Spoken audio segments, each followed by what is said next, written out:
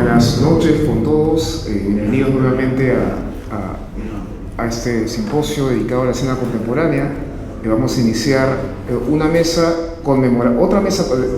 mesa relacionada a otra conmemoración directamente vinculada con el libro que es objeto de este simposio, que es la mesa dedicada a los 100 años de la empresa editora Amauta, fundada por los hermanos José Carlos y Julio César Martelli en 1925. Para ello contamos hoy día con la presencia de Osmar González, de Luis Alberto Castillo y Diana Torres, que nos van a hablar sobre el lugar de este proyecto editorial en el conjunto del proyecto intelectual, político y cultural de José Carlos, y también respecto a lo que significó para toda esta renovación del campo intelectual en la década del 20. Entonces vamos a tener entre 15 y 20 minutos para cada uno, luego tendremos un breve momento de intercambio con los ponentes para unas 3 preguntas como máximo. Comenzará Osmar, luego seguirá Beto y finalizará en ese orden. Y bueno, entonces le doy la palabra a Osmar González, que nos acompaña virtualmente. Osmar, tienes 15 minutos. Adelante. Muchas gracias. Primeramente quiero saludar esta iniciativa de conmemorar los años de la escena contemporánea, que se realiza en la Casa Mayate, no hay lugar más adecuado. Agradezco a los organizadores por invitarme a participar aquí. Mi interés es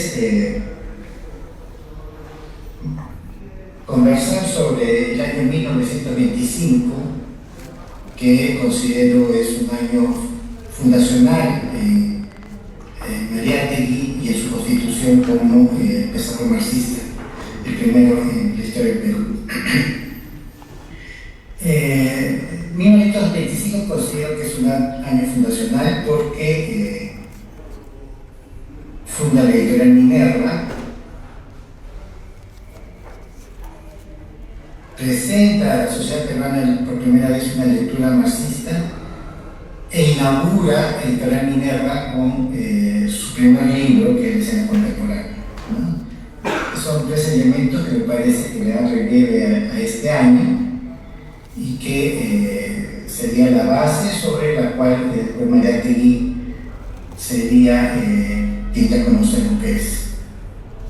Su hijo, el último de sus hijos, el doctor Javier Mariátegui Chiappe, menciona 1928 como un año mágico, porque es un tiempo de rupturas.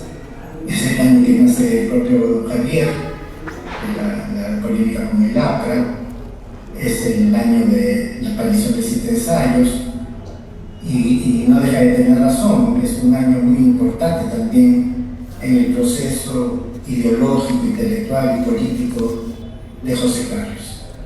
Pero yo quiero, como le dije, retroceder 3 años, a 1925, para explicar lo que ya he mencionado. Mi idea es presentar de alguna manera el proceso de constitución del ideólogo marxista que fue José Carlos Mariátegui. Y para ello voy a retomar algunos hechos, sobre todo de la biografía de Mariátegui, que desemboca precisamente en la escena contemporánea. Como seguramente todos habrán escuchado, Mariátegui de un niño en el colegio en Huacho se cae y florece o se manifiesta la enfermedad de Raquel, que lo llevaría al final a su prematura muerte. Pero de este momento de infortunio, Mariátegui potenciaría sus dotes personales, intelectuales, y se refugiaría en la lectura intente de todo lo que pasaba por sus manos. Hasta creo que las recetas médicas leía, porque estaba acostada en una cama y la lectura se convirtió en su compañera cotidiana. Entonces, por eso digo que el infortunio se sucede un hecho que sería trascendental en Mariátegui, que es su vínculo con la palabra escrita. Obviamente no en todos que pueda haber pasado este momento de infortunio y va a desarrollar a profesor Mariátegui. Mariátegui tenía dotes personales, era de una inteligencia precoz, muy analítico, y el encontrarse con la lectura potenció esas cualidades, ¿no? Un poco como Norbert Elias estudia a Mozart, ¿no? En sus circunstancias, pero las circunstancias no lo son todo, sino también la genialidad del personaje, en este caso de Mariátegui. Por otro lado, en Huacho, donde se trasladó con su familia, en Huacho su hermano Julio César también ejercía el periodismo, ¿no?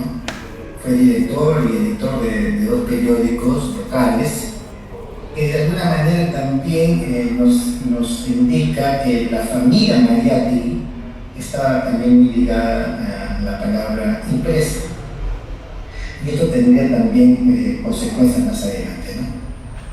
Cuando llega a Lima, justamente Mariátegui ingresa al diario La Prensa, que sería un laboratorio para él y un espacio de socialización con las mejores plumas del periodismo peruano de aquel entonces, ¿no? Valdelomar, Guidobi, Cisneros, Ulloa, padre e hijo, More, estaba Mariátegui, muy joven en la creminata de los escritores y periodistas y poetas también de su tiempo.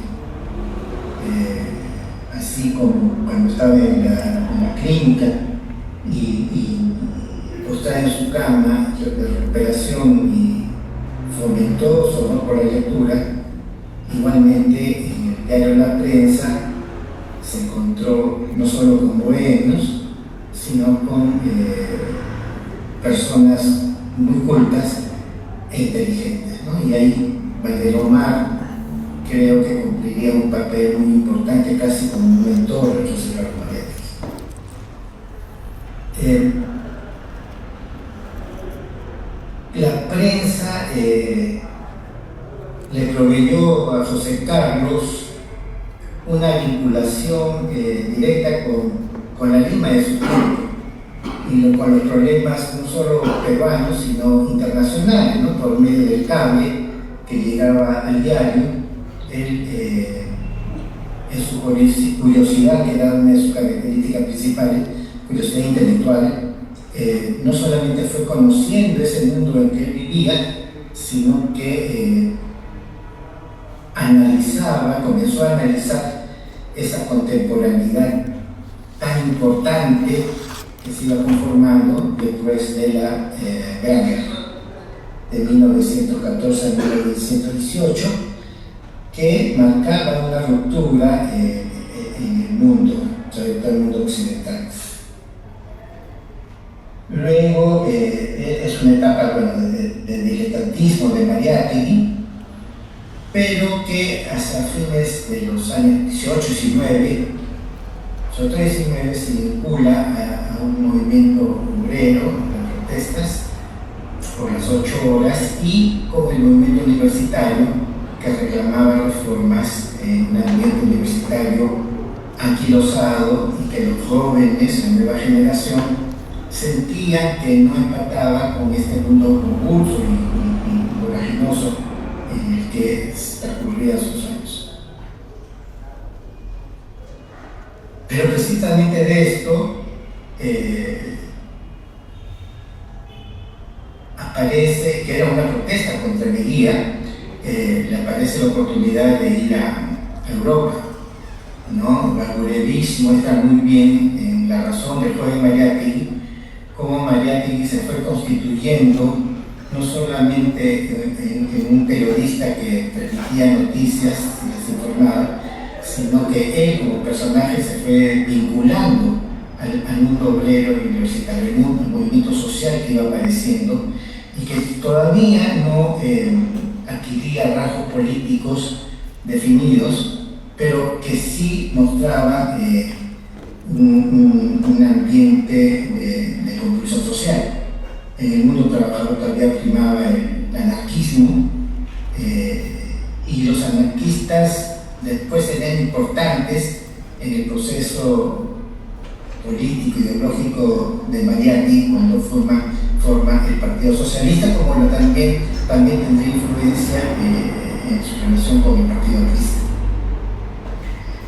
Entonces, la comunidad explica muy bien que Mariátegui tenía dos opciones: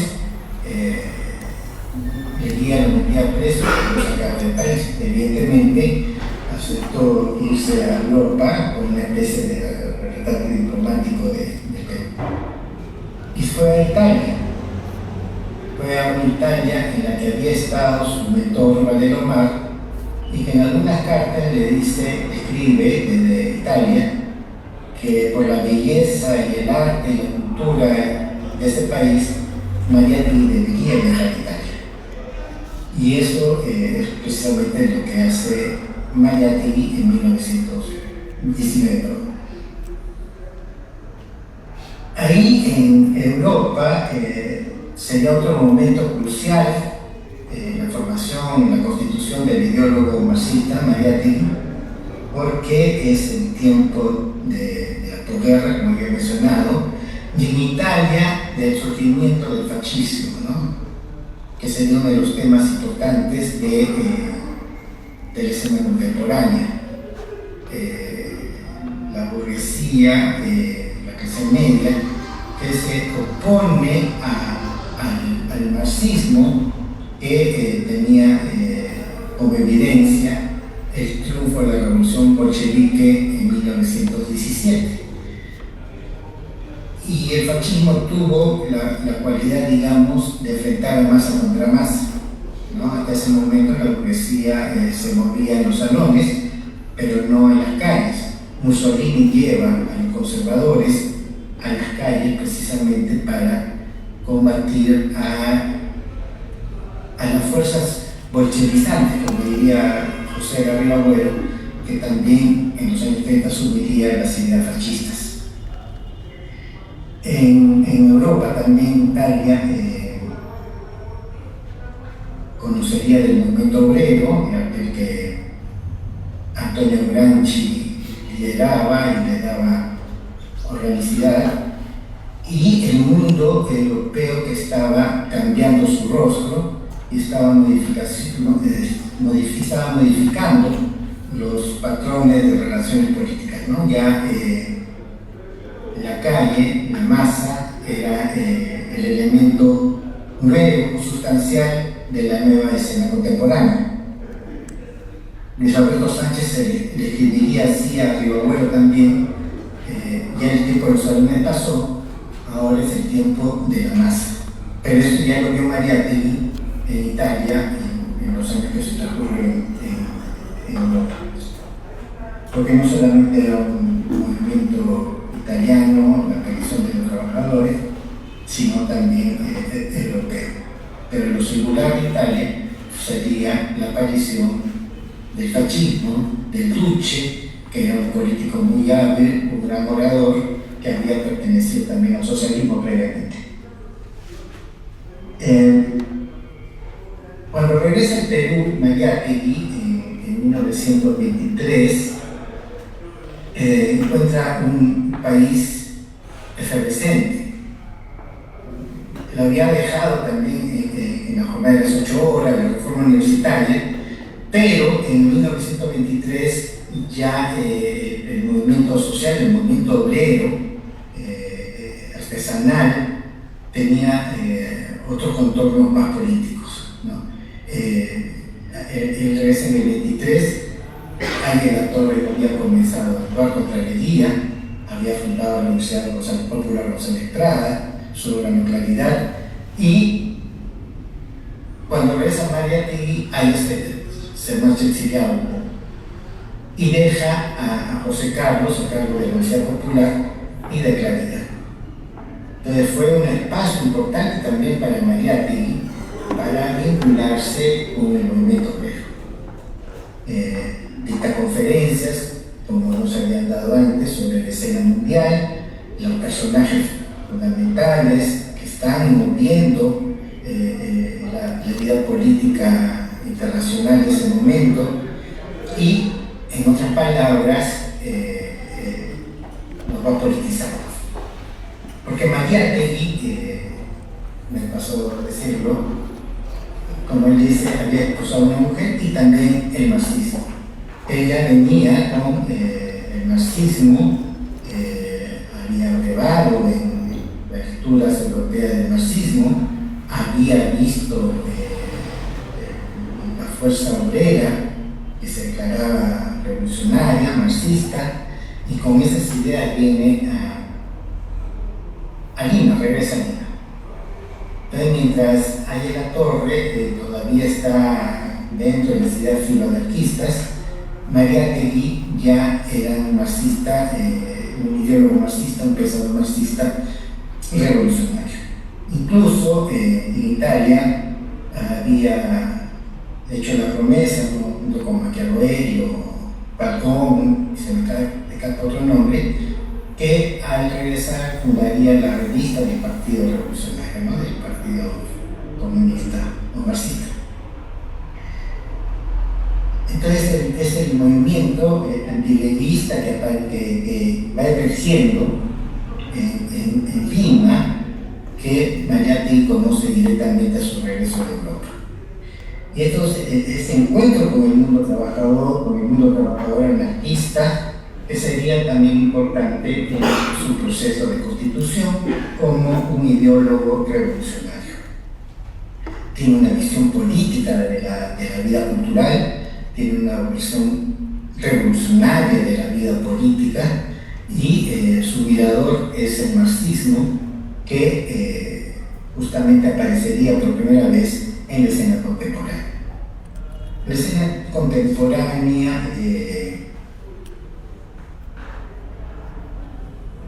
es el resultado de colaboraciones que yo había enviado a dos revistas, Variedades y Mundial, que ya estaba anunciando esa interpretación marxista de América Latina, del mundo y del Perú.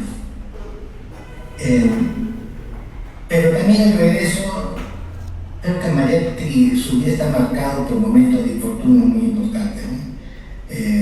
Recibe el 23, después le amputan una pierna, y la enfermedad lo deja confinado a una silla de ruedas en su casa de Washington Izquierda. Entonces, como les decía, sus condiciones físicas habían mudado y se tuvo que adaptar a ellas, ¿no? Él era un ideólogo, decía que quería difundir sus ideas, pero al mismo tiempo tenía que encontrar formas de proveerse recursos para la vida, porque ya vino casado y tendría 4 hijos con Ana Quiape, y no tenía las condiciones físicas que tenía antes para salir a trabajar. Entonces ahí creo que surge la idea con su hermano, que era periodista ya, de fundar una editorial. En 1925 funda la editorial Minerva, y es el día Julio César el que adquiere la máquina impresora, ¿no? La Nigolo, creo que se llama, por medio de la Grecia de Curioni. Entonces, la editorial Minerva le serviría a Mariátegui en un doble propósito. Por un lado, difundir las ideas marxistas, y por otro lado,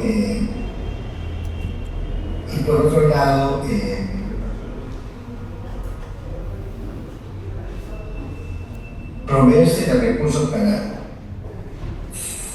su sustentación.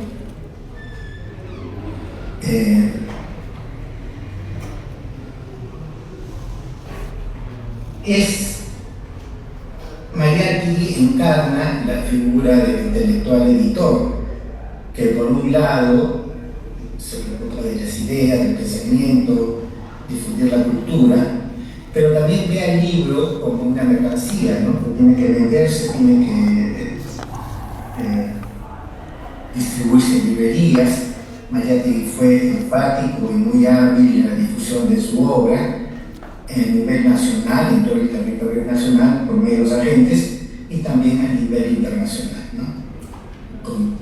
Se relacionaba por su prestigio con los grandes intelectuales de su época y difundía tanto la editorial Minerva como sus ideas, ¿no? Entonces, este intelectual editor, que creo que nace con una mujer, Florinda Mato de Turner, que era una escritora que funda también una editorial, La Positiva, que es un libro legislativa, y que ve en el libro este doble valor, ¿no? Como objeto cultural y como mercancía.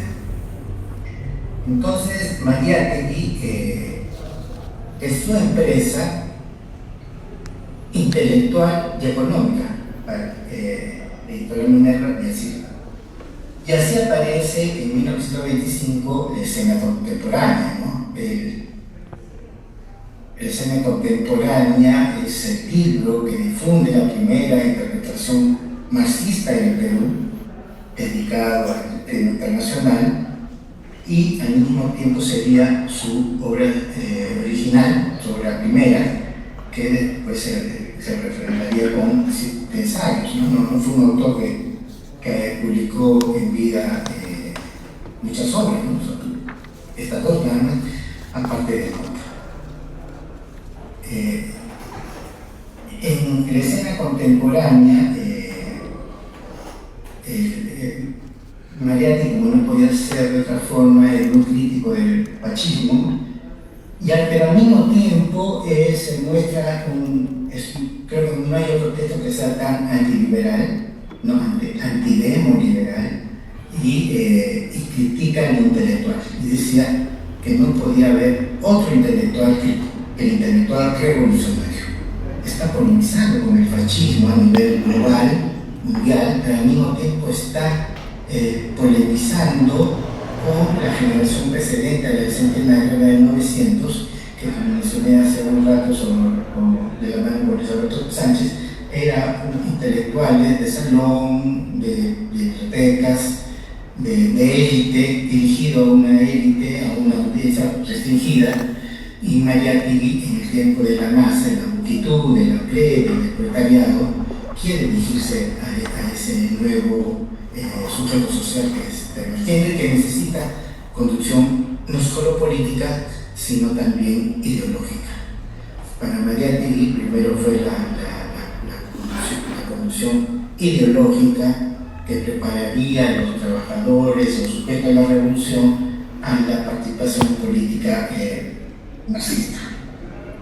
Entonces él destaca en la escena contemporánea, sobre todo en su polémica con el fascismo, al ideólogo o al intelectual revolucionario, no al de la clase media militante, no al socialdemócrata, no al fascista, no al liberal, sino releva solo al intelectual revolucionario.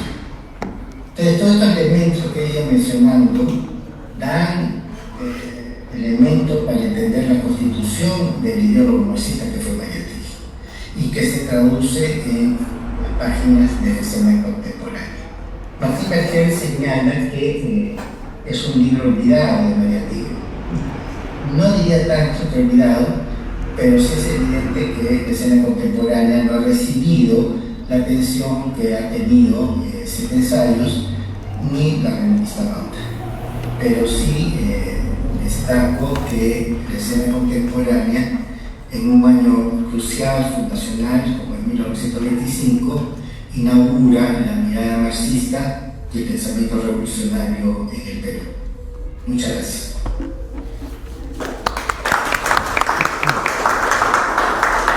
Gracias, Omar, por tu presentación. Ahora pasamos con Beto Castillo. Beto, tienes 15 minutos. Gracias, Raúl. ¿Qué tal? ¿Cómo están? Buenas noches. Gracias al Museo Mariátegui por la invitación, al Archivo Mariátegui también por estar del lado de la organización. Quiero compartirles algunas ideas alrededor de, primero, una publicación que ha sacado La Balanza Taller Editorial este año, que es la edición facsimilar del catálogo de tipos, orlas y viñetas de la imprenta Minerva, y también algunas cuestiones relacionadas con las bases materiales desde la cual Mariátegui iba a construir su revolución gráfica, estética y sin duda también de las ideas socialistas en el Perú. Hace un buen tiempo vengo trabajando en una historización de las bases materiales de la poesía peruana y tratando de saltar poco a poco hacia la producción en general de literatura en el Perú. Y en ese sentido, bueno, es una historia que empieza con González Prada, sigue con los talleres de la Pinetensería, y en el caso de Mariátegui, lo que tenemos, o lo que de alguna manera trato de pensar alrededor de la fundación de Minerva y la importación de esta moderna máquina tipográfica marca Nebbiolo y los tipos móviles que llegan junto a esta máquina, es que lo que ocurre con Minerva es que realiza una especie de revolución del espacio o el terreno editorial en el país.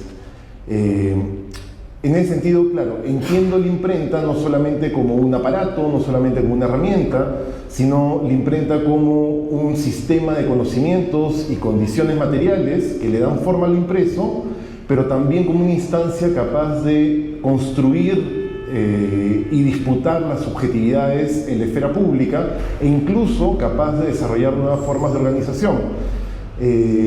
No es casual que cuando Mariátegui forma Minerva, logra fundar Amauta, se dan las condiciones para que publique Labor, que intenta ser una especie de vocero del proletariado o del proletariado organizado, en el cual vemos cómo la imprenta logra que se organicen, ¿no?, de una distinta manera para participar alrededor de este proyecto de Mariátegui.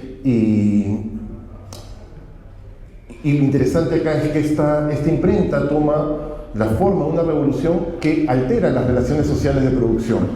O sea, es un impacto tecnológico tan fuerte a la manera en que se hacía el libro. Obviamente vamos a pensar el libro no independiente, porque sería anacrónico hablar de lo independiente en ese contexto, pero sí el libro literario va a tener o va a ser considerado desde otro tipo de condiciones materiales, justamente relacionado con lo que decía Osmar, ¿no? Mariátegui renueva la figura del editor en el Perú. De hecho, es la entrada a la figura del editor contemporáneo en el Perú, que no solamente entiende que debe publicarse, digamos, lo que transmite las ideas más actuales, sino que entiende que hay que intervenir en los medios, hay que desarrollar toda una estrategia de intervención en los medios de comunicación, en las revistas, la publicidad, etcétera, toda una serie de elementos que convierten a Mariátegui en esa especie de modernizador de la figura del editor.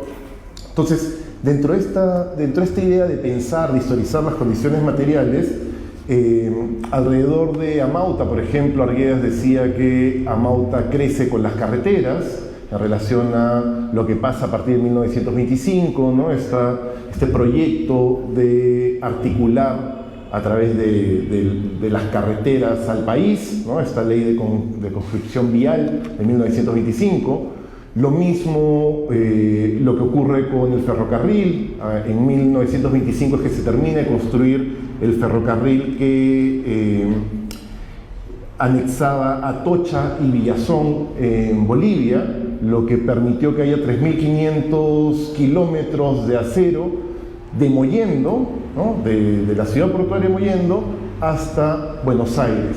Eso explica, bueno, con un pequeño tramo que ibas a vapor en el Titicaca, pero eso explica también el intercambio tan cercano y quizás mucho más cercano que hay con Lima en la vanguardia puneña, incluso en el Cusco y Arequipa, con Bolivia y con Buenos Aires.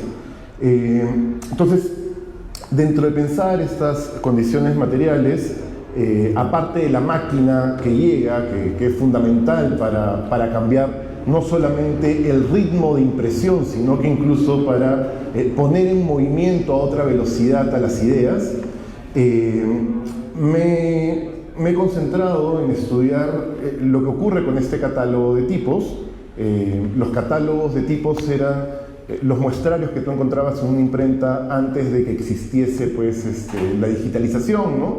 Tú ibas a una imprenta antigua y en los catálogos, ¿puedes poner la imagen? En los catálogos te encontrabas con todo el surtido que tenía la editorial, ¿no? Todos los tipos de letras, las orlas, etcétera, y tú elegías pues para tu revista tu parte de matrimonio, tu capilla de bautizo, ¿no? En fin, elegías distintos los aspectos gráficos que querías que tengan. Entonces, existía este documento en el archivo Sabroso, que está en la Biblioteca de Sociales de la Católica, y a través de su análisis he podido llegar a algunas conclusiones que quiero compartirles, ¿no? Primero, tal cual aparece el trabajo de la palabra en este catálogo, nos da cierta visión o tiene un aire de poemario vanguardista y que a su vez también sirve como un manifiesto editorial del propio Mariátegui, porque las frases modelos que se utilizan, normalmente en estos muestrarios pues lo típico es utilizar frases, por ejemplo, pues del Quijote, ¿no? O de la Biblia, pero lo que tenemos acá es como una especie de expresión de los principios casi éticos de la editorial, como por ejemplo, queremos abaratar el libro, es nuestro fin, o espíritu patriótico grande y fuerte, o todos los hombres, en especial las personas cultas, son bienvenidas, etcétera, etcétera. Una serie de elementos, además, obviamente, las condiciones con las que contaba la imprenta, ¿no? Maquinaria toda nueva, material todo italiano, enorme surtido por llegar, etcétera, etcétera. Entonces tenemos una especie de manifiesto editorial que nos hace pues, pensar de manera más compleja este tipo de artefactos culturales, en realidad, porque terminan estas frases también remitiendo no solo a lo que la imprenta ofrece, sino también a cuestiones coyunturales, ¿no? Como esa pregunta por Tacna, planteada en 1925, tiene, digamos, una relevancia cultural que hay que considerar. Pero entonces, el análisis de este catálogo nos revela que Minerva se sirvió de la tecnología italiana, porque todos estos tipos llegaron de la Fundición Nebbiolo, se sirvió de esta tecnología italiana como base material para la producción de sus publicaciones, ¿no? En ese sentido, suele ser como un lugar común decir que la vanguardia peruana se sirvió del futurismo italiano, que se inspiró y casi que lo adoptó de manera crítica. Bueno, teniendo en cuenta que Minerva realiza o, digamos, edita, imprime la vanguardia peruana con los tipos móviles o con los mismos tipos móviles que utilizaron los vanguardistas italianos, nos invita a actualizar esa idea, ¿no? Y pensar esta relación entre lo que ocurre en el Perú, ¿no?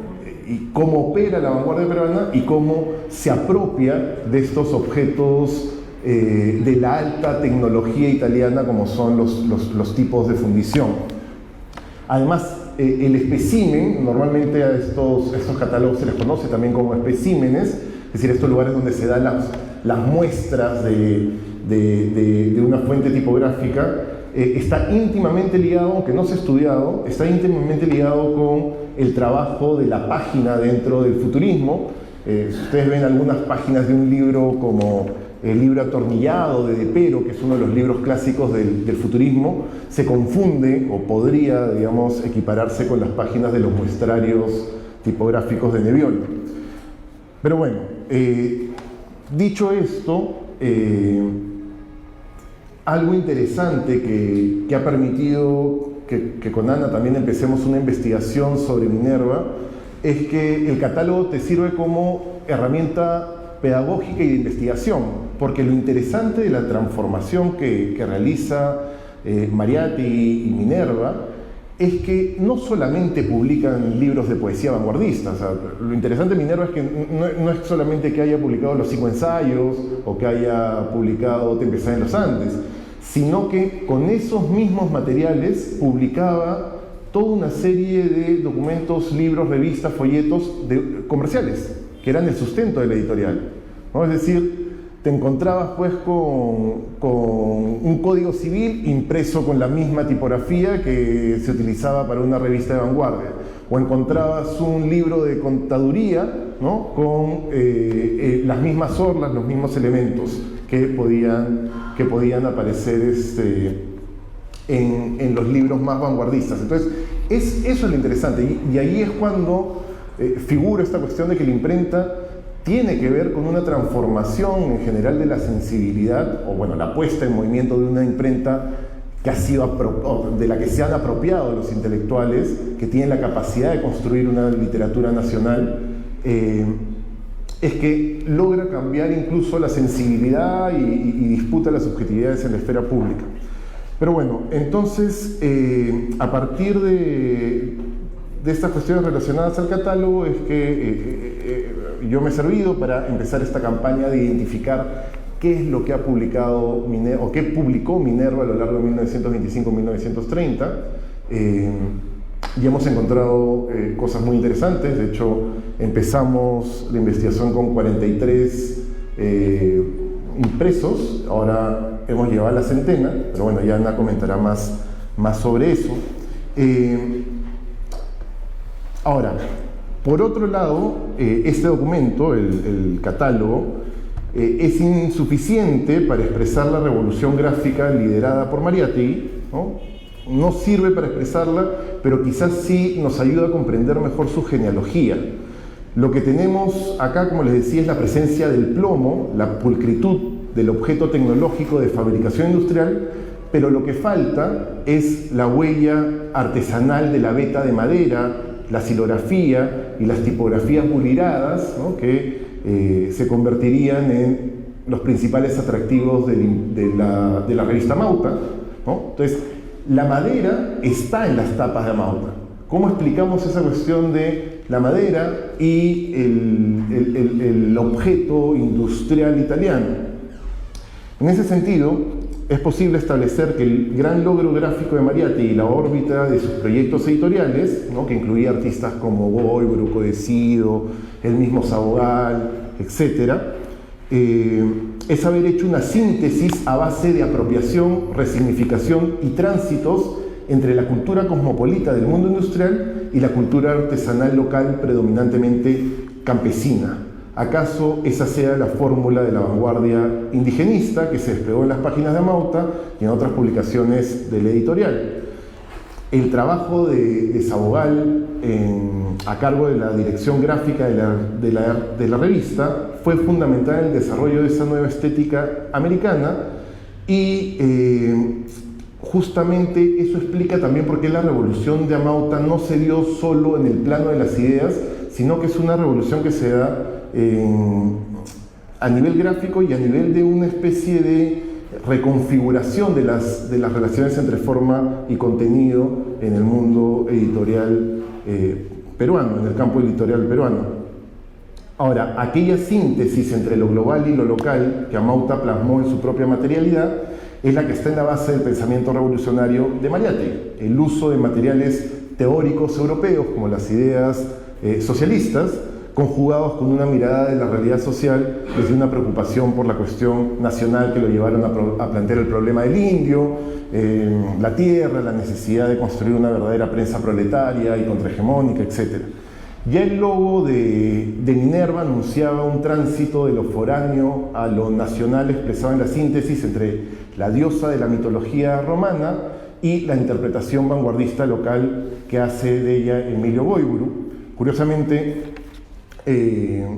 Minerva también es una diosa secular y cosmopolita, no solamente hay que verlo como extranjera. Este tránsito se radicaliza en el logo de la revista Amauta, diseñado por Sabogal, donde tenemos la figuración, donde ya no tenemos, la figuración de una diosa extranjera de la sabiduría, sino el rostro lineal del maestro y guardián del saber andino. Voy a tratar de pasar un poquito para ir cerrando. La silografía se vuelve tan importante, pero hay quienes han visto esta presencia de la silografía como una especie de cisma entre el interior de Amauta y las tapas.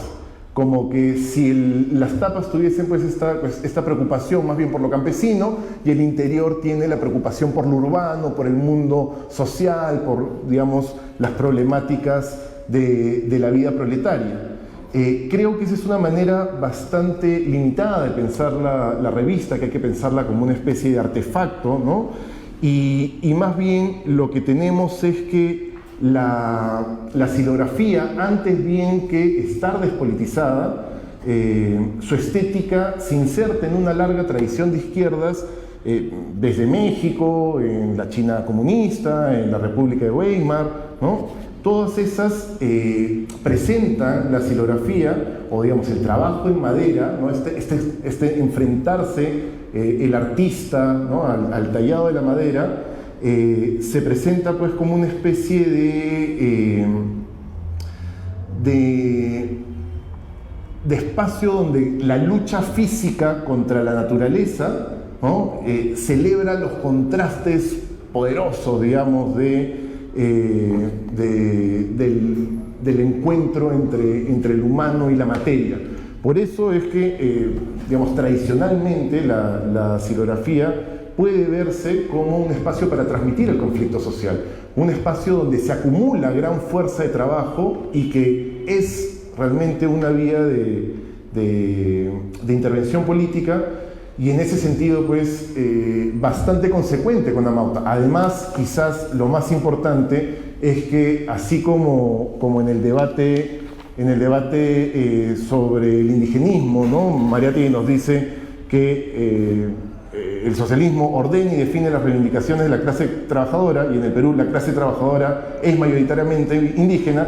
Entonces nuestro socialismo no sería peruano, ni siquiera sería socialismo, ¿no? Si no se solidarizase en primer lugar con las reivindicaciones indígenas. Entonces las portadas de Amauta en ese sentido serían una especie de recordatorio de que el punto de entrada a la lucha revolucionaria en el Perú tiene que tener como gran problema principal la reivindicación del indio o la consideración del problema del indio. No están desligadas, sino más bien están articuladas, y en ese sentido creo que la revista expresa bastante bien desde sus propias bases materiales esta condición. Entonces, lo que tenemos con Mariátegui a través de Minerva, ¿no? Es un caso paradigmático de intervención mediática de la cultura, tener una conciencia sobre el poder de los materiales con los que está trabajando, el poder de la imprenta, ¿no? Y aprovecha todas las ventajas del desarrollo tecnológico y los procesos de modernización de la región para las conquistas de las universidades, de las subjetividades, en esta especie de encuentro fraterno entre los intelectuales y el proletariado. Tomando una cuestión que decía Osmar sobre este vínculo de la familia Mariátegui con la imprenta, Debray señalaba que el socialismo nació con la palabra imprenta impresa en la frente, y justamente el proletariado gráfico ha sido normalmente el nexo entre la cultura proletaria y la cultura de los intelectuales. Mariátegui, a su manera, es el representante de esa síntesis, ¿no? Como contaba Osmar, él fue un mano de obra de los talleres de prensa. Entonces, en él se ven claramente estos tránsitos entre la intelectualización del proletariado y la proletarización del intelectual, en el que Minerva creo que es una perfecta expresión de cómo pone a funcionar, ¿no? una máquina alrededor de estos intentos de articular una cultura nacional. Gracias. Gracias, Beto. Seguimos con Ana. Ana del Archivo José Carlos Mariátegui. Ana, tienes 15 minutos. ¿Qué tal? Buenas tardes, o buenas noches, creo ya. Mi presentación está un poco más ligada a la campaña que realizamos junto con la Balanza Taller, que está Beto es parte del... Bueno, eres el único miembro de la Balanza Taller. En relación a la campaña de búsqueda e identificación de los libros, revistas editados por Minerva, no necesariamente solo libros, sino también estaba incluido folletos y todo material impreso. Sin embargo, para entender un poco de dónde nace esta campaña, sí quisiera explicar un poquito, de manera sucinta y lo más rápido porque sé que tenemos poco tiempo, el fondo de la imprenta editorial Minerva, que lo tiene el archivo José Carlos Mariátegui. Y ese fondo en realidad no es que apareciera de la nada, sino es que siempre estuvo ahí, sino que estaba como dentro de una conglomeración dentro del mismo fondo documental de José Carlos Mariátegui. O sea, se pensaba que era una sola cosa, pero en realidad Minerva tiene sus propios principios y su propio proceso de organización, principalmente porque si bien era José Carlos el director creativo de la imprenta, estaba Julio César Mariátegui, que es en realidad un personaje bien dejado de menos en cuestiones de Minerva, porque era una empresa fundada por dos hermanos en realidad. La idea en realidad posiblemente en la conversación que teníamos con Beto era de que venía de Julio César de fundar una librería, y posiblemente entre el intercambio de hermanos surgió la idea de no hacerlo en Huacho sino en Lima. Y eso se evidencia justamente por las facturas de la compra de la máquina Export 6 y de la guillotina, porque el destino es Huacho y no necesariamente Lima. Entonces puede ser que haya... Esas son impresiones, en realidad, ¿no? No vengo a decirles que fue así, pero son pequeñas impresiones y forma justo parte de la investigación. Entonces, para comprender un poco el fondo de Minerva, en principio, como yo siempre digo, es un fondo bien chico, son 128 documentos bastante valiosos. Están organizados en 4 series documentales, entre ellas administración, la parte financiera, la correspondencia y por último está la publicidad. De esas 4 series uno podría pensar que la correspondencia siempre es la serie más importante, porque siempre está como que el grueso de los contenidos, de los datos y de la información que posiblemente nos da. Sin embargo, en realidad lo que hemos venido tratando de hacer es que la parte de alguna de las series...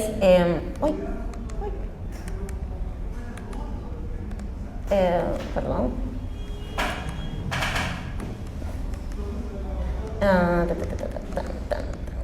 Voy a tratar de ponerlo. Esta, por ejemplo, era lo que les comentaba con respecto a lo de las facturas. Estas son las 2 facturas de la compra, uno de la compra de la máquina y el otro de la guillotina, y que justamente está enmarcado dentro de lo que decía Beto de este proceso de la... se me fue la palabra, pero es como de renovación en realidad de la cultura impresa, y eso justamente estos tipos de documentos reflejan ese proceso de José Carlos de realmente ejercer un proyecto bastante integrado a partir del proceso de formación que tuvo en Europa en realidad. En ese sentido, dentro de estos documentos del archivo José Carlos, y poder entender un poco mejor cómo es que se vislumbra esta empresa, también se ha tomado en consideración, por ejemplo, el material de información económica, y en este caso uno de ellos es la lista de suscriptores de Minerva. Debe estar acá. Estos dos documentos, no solamente son 2, en realidad son varias páginas, solamente les estoy presentando 2. Uno es el de Lima y provincias, el de Lima, perdón, y el otro es el de provincias. Siempre lo he visto, en realidad son documentos que siempre nos los han solicitado a manera de museografía y siempre son considerados como más que nada como objetos museográficos y no necesariamente como documentos de investigación. ¿Por qué le digo? Porque en realidad sí da cuenta a una vasta red de contactos que forja José Carlos junto con Julio César, posiblemente un poco más en este campo José Carlos, y lo que quería mencionar era de que considero que Minerva podría ser el prototipo de proyecto de redes comerciales que luego creo que lo termina por desarrollar cuando se imprime a Mauta, en este caso. Entonces, parte de esta campaña, estoy un poco desordenada, perdónenme. por las imágenes, es también el modelo de suscripción que se realiza en principio con Minerva y luego viene después con Amauta. En el modelo de suscripción de Minerva se tenía un formato con agentes tanto a nivel nacional, principalmente, y lo voy a decir, es a nivel nacional. Había una fuerte red de vínculos con diferentes libreros, con administradores de librerías en otras regiones del país. Jorge Mesa justo el día de ayer presentó una mesa muy interesante con respecto a cómo se vendía, por ejemplo, la escena contemporánea en lugares como Surcubamba, en Puno también, o más que nada en ciudades que posiblemente eran de difícil acceso, y que era justamente lo que mencionaba Beto con respecto a las vías de acceso que se estaban desarrollando en ese momento. Podríamos decir que de repente, a pesar de que en ese momento era mucho más difícil el poder trasladarse de un lado a otro, la descentralización funcionaba mejor para José Carlos en el aspecto de que podía realmente dotar, que era parte de los principios de Minerva, que está tal cual como lo pone en el folleto, que posiblemente sea el primer material impreso de Minerva, era realmente dotar a la cultura peruana de materiales impreso, o sea, de libros, de manera tanto nacional como internacional. Que es muy difícil, que podría decir que a veces no funciona necesariamente actualmente, a pesar de que las vías de acceso son mucho más desarrolladas, por así decirlo. Este posiblemente, espero que sea así, este posiblemente sea el primer material impreso publicado por Minerva. Este pequeño folleto en realidad no forma parte del fondo del archivo, pero sí de Walter Sanseviero, que de manera bastante solidaria nos permitió digitalizarlo. Y esa es una forma también de trabajo de archivo que hemos venido trabajando. No solamente es lo que el archivo conserva dentro de manera física, sino es el trabajo con otras instituciones o con otras personas para ir recolectando todo este conjunto de documentos y realmente tener un completo panorama real de lo que podría haber sido no solamente la figura de José Carlos, sino sus propios proyectos editoriales o sus proyectos políticos. En ese sentido lo considero, y conversaba con Beto justo por eso, porque la imagen que ven en el medio incluso no está en el catálogo tipográfico, no estaba en el catálogo tipográfico, me acuerdo, creo, sí. Y además porque no estaba el logo de Minerva, el primer logo de Minerva que apareció en la primera impresión de la escena contemporánea.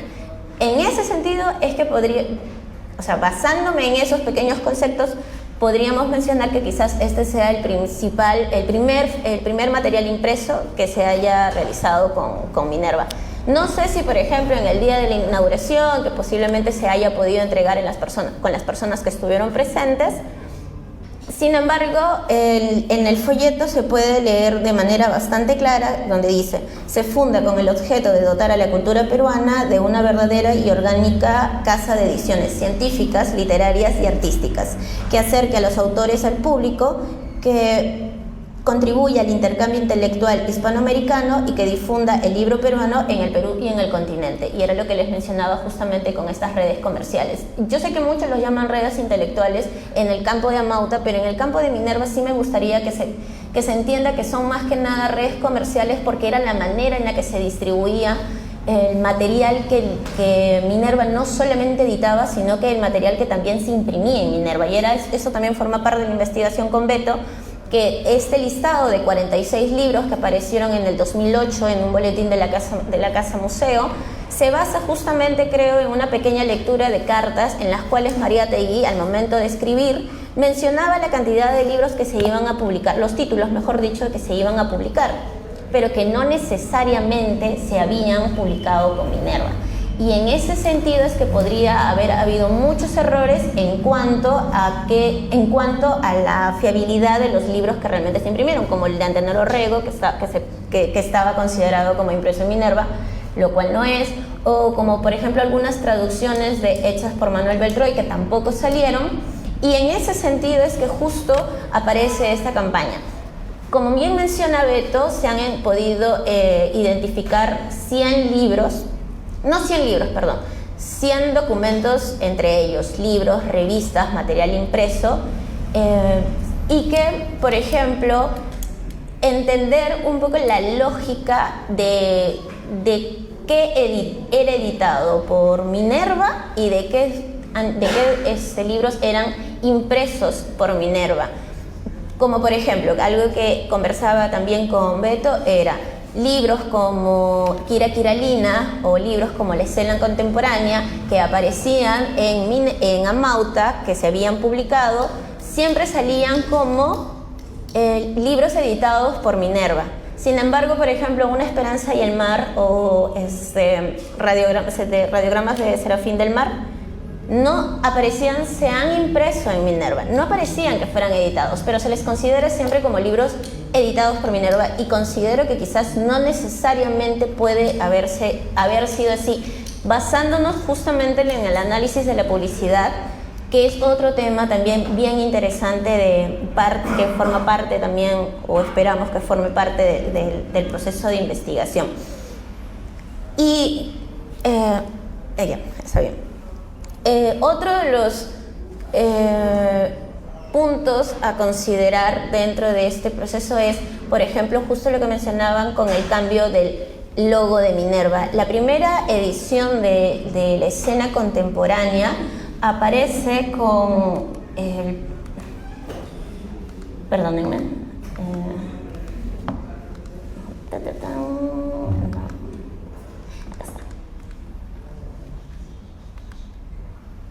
La imagen de la portada a la mano derecha es la primera edición o la primera impresión de La escena contemporánea en 1925. Posiblemente en conjunto con el libro de Modesto Villavicencio sean los dos primeros libros que se publican con Minerva en ese año específicamente. Y en 1926, ya cuando Emilio Goiburu elabora el logo de Minerva hasta el día de hoy que nosotros lo conocemos, es que se hace una segunda reimpresión. Entonces, en realidad existen dos versiones, no quisiera decir dos versiones, dos impresiones, específicamente más que nada porque para 1926 ya se tenía el logo final de la editorial. Y eso también se refleja, por ejemplo, en Libros y Revistas. Libros y Revistas aparece el primer número en 1926, que vendría a ser el órgano de la librería y que vendría a encargarse justamente era una revista bibliográfica, ¿no? Prácticamente eso era una revista bibliográfica, y que luego se incorpora en septiembre de 1926 junto con Amauta. El segundo número debe haber salido en abril, y justo en ese número se menciona que Amauta, no, debe haber salido en marzo, porque se menciona que en abril saldría Amauta. No fue así, sale todavía hasta septiembre de 1926. Para terminar y para entender un poco este proceso de redes, por ejemplo, en la correspondencia, y yo los invito a leer la correspondencia de Minerva y de los fondos que se tienen en el archivo, las cuales las pueden encontrar en la web, es me parece el respeto por el trabajo del otro, y creo que eso se entiende mucho en una carta que se escribe con López Albújar, cuando López Albújar quería imprimir Matalache con Minerva, y en ese caso con esto voy a terminar, tranquilo, con esto termino. Solamente la voy a leer, vale la pena leerla completa, y dice algo así: muy estimado compañero y amigo, me tiene usted en los preparativos del ajuar de la criatura que quiero dar a luz lo más pronto posible. Mi novela Matalache se ha pasado ya de los 9 meses de la concepción, y naturalmente estoy alarmado con la demora. Feto que no nace, perece o envejece. Y yo no deseo que esta hija mía salga con pelos, y después de haberme agotado la paciencia con preguntitas irónicas los vecinos. Pues bien, para lo del parto he pensado en usted. Me parece que usted, y perdone el símil a que me lleva a la fuerza de la metáfora, sería un comadrón a pedir de boca. Para esto está usted al frente de una casa editora. Y con esto está dicho todo. Quiero editar en Editorial Minerva siempre que sus condiciones me convengan. ¿A qué libro? Y para eso necesito un presupuesto. ¿Cuánto me cobraría en la casa por 2000 ejemplares en papel como el de la escena contemporánea, con el mismo formato de página, forro de papel satinado para recibir en la portada un dibujo en 3 colores, pero mayor margen en blanco que el de su libro? Pues querría que tuviera el tamaño de Cuentos Andinos segunda edición, cosido como el de su libro también. Por supuesto, la corrección habría de correr a cargo de usted, de otro modo la cosa iría al fracaso. O tendría que valerme de mi buen amigo Vegas García, pero para que el libro saliera para Pascua de Navidad. Y eso es lo que precisamente no quiero. Solamente quiero terminar con esto porque me parece interesante cómo los escritores de ese momento conocían exactamente cómo funcionaba la edición de un libro. O sea, y tenían mucho respeto del trabajo del uno del otro, que podían realmente confiar en cuanto al conocimiento que podía tener Mariátegui como editor. Y me parece un ejercicio que creo que es poco estudiado, que porque siempre yo, al menos en lo poco que he escuchado, es como que se menciona de paso, pero me parece un gran editor. Para mí Mariátegui me parece un editor completo de esos momentos. Me parece que tenía una lucidez muy grande, muy aparte de los proyectos políticos e intelectuales que tenía. Hasta aquí, y bueno, los invito igual por favor a aquellos que puedan revisar este listado. Se encuentra en la página web, pueden revisar ahí todos los materiales que hasta el día de hoy hemos podido identificar y que esperamos que en 1926, como parte de la investigación que vamos a desarrollar, se pueda seguir haciendo una lista mucho más grande. Muchísimas gracias. Gracias, Ana, gracias, Diego.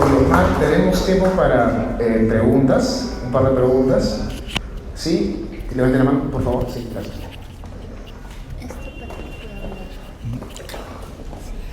Bueno, fascinante, Ana, el hecho de que hayan llegado a obtener esta cantidad de 100 diferentes tipos de objetos editados por Mariátegui. De hecho, Mariátegui demuestra su calidad de editor con nuestra época, bellísima. Las características de cartón afuera, características del papel, nada que envidiar a lo que sin duda, sin ningún problema, para Mariátegui era su prototipo de objeto, no solamente físico, sino también de objeto político, que es la revista España. Pero ahí ya tenemos al editor, o sea, tenemos al que está diseñando y construyendo. Lo que encontré cuando vi en el segundo número es una cosa fantástica. Mariátegui había participado el año en el que está editando Nuestra Época como secretario de Economía del Comité de Propaganda Socialista. Él hizo la economía para que el comité viaje a Buenos Aires. Está con él al costado, haciendo la actividad también, Falcón. Y el jefe de este proyecto era un extraordinario personaje al que le debemos una biografía, nadie la ha hecho, hay que hacerla, que es Luis Ulloa Cisneros. Entonces, el socialismo parlamentario en el cual está inscrito Mariátegui el año 18 es potentísimo.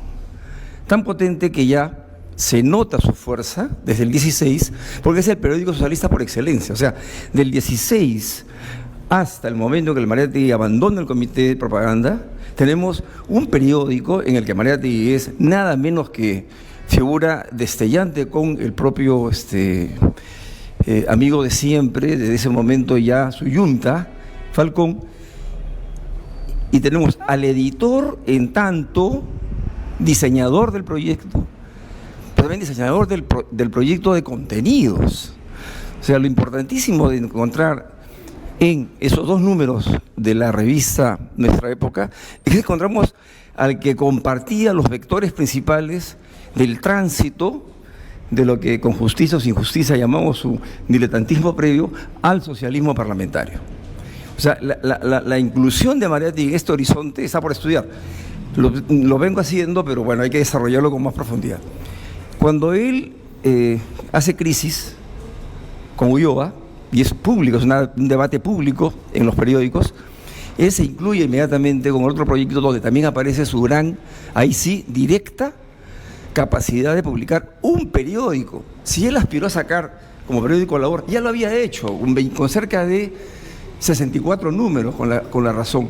O sea, ya no estamos ante el editor de una revista de 2 números que por una discrepancia con el proyecto mismo que encarnaba Luis Ulloa, o que dirigía, disculpe, Luis Ulloa, pasa a tener directamente, en una situación todavía de tránsito, no es marxista en el sentido revolucionario, está en el horizonte de Jaurés, cuando estamos hablando de la etapa previa, la etapa de nuestra época. Pero el continente ya deja de ser Jaurés y, mi hipótesis, hay que trabajarla y discutirla a fondo, comparte las claves, solo las claves, del movimiento revolucionario kropotkianiano, de un gigante, disculpen la palabra que utilice, de la edición, del pensamiento y la revolución de la época, que era Delfín Lévano. O sea, cuando Mariátegui le abre las páginas de Delfín Lévano de La Razón, se la abre porque el otro que ya había ingresado como su responsable del tema obrero, es nada menos que el que vendía pan y era de la calidad intelectual también de Delfín Lévano, Leopoldo Urmachea. Entonces, alguien que tiene a Leopoldo Urmachea como su responsable de la página respecto al movimiento revolucionario de 1919, bueno, no era cualquier persona. Era el responsable de un periódico que es no solo el vocero, sino la plataforma donde se expresa directamente la insurrección fracasada de mayo de 1919, a poquito nomás de la conquista de las 8 horas. Si tenemos al personaje ya con esas experiencias, imagínense, llega a Livorno, ¿con quién se vincula Mariátegui? Con Gramsci. Y Gramsci era el editor por excelencia ¿de qué? De una plataforma de discusión social. Es decir, son editores excepcionales, porque son revolucionarios en esa medida. Y Mariátegui, con eso termino, disculpen lo largo, cuando viene al Perú, viene con 3 experiencias previas en ese campo. Entonces, mi impresión es que él, cuando desarrolla y lo incluyen para que construya el proyecto editorial del movimiento social que incluye a revolucionarios anarquistas y revolucionarios socialistas, que es la editorial Claridad, nada menos que lo nombran a Mariátegui como el que va a diseñar el proyecto en su conjunto. Entonces, el fracaso de la unidad con los anarquistas, el exceso de celo anarquista, para algunos, bueno, esto es una discusión que hay que dar, hacen que Mariátegui precipite con su hermano la construcción de una editora abierta, una imprenta, que es Minerva, pero su proyecto está en Amauta. O sea, Mariátegui hace una editora comercial, pero fundamentada en la venta en tanto imprenta, y un proyecto, sí, de corte gramsciano, si podemos llamar así, de corte gramsciano, que es Amauta. Y por tanto, Amauta ya es un proyecto que incluye a su imprenta. Su imprenta es un proyecto económico distinto, familiar, pero Amauta ya no. Amauta no puede tener sino las características de un proyecto editorial que expresa un movimiento social. Un proyecto editorial donde sí la palabra revolucionario tiene que ver con la forma como se maneja y se dirige las diferencias internas dentro del mismo. Gracias. ¿Sí? Ya. No tenemos más preguntas entonces, ¿cierto? Ya está bien. Bueno, gracias a todos por asistir. Seguimos en unos minutos con la presentación del catálogo de tipo Orlas y viñetas por el centenario de Mirta Minerva. Es el invito justamente que Beto mencionó en su posición. Vamos a andar, seguir conversando sobre la labor editorial de José Carlos. Nos encontramos en unos momentos con Beto Castillo y con Katia Guerra. Gracias.